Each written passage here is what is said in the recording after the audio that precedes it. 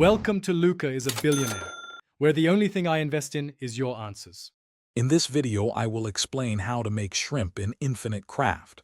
First, you'll need to combine water and fire to create steam. This initial step is crucial for building your elemental foundation.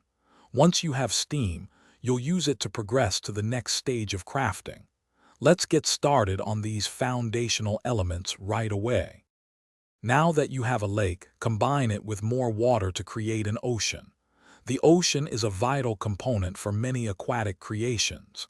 After that, mix ocean with plant to produce seaweed, which is a key ingredient for our next step.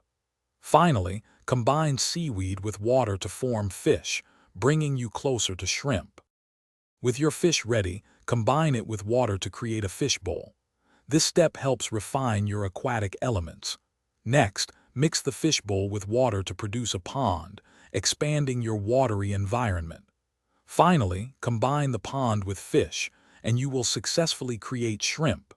It's a straightforward process once you know the combinations.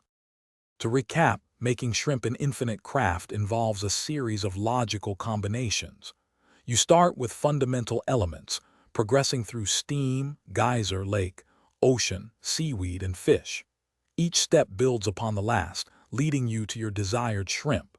It's a fun and engaging way to explore the game's crafting system. Remember to check the description for a link to Darn Tough Socks and other great deals. Thanks for watching and happy crafting. Thanks for watching and please subscribe. It's the best investment you'll ever make.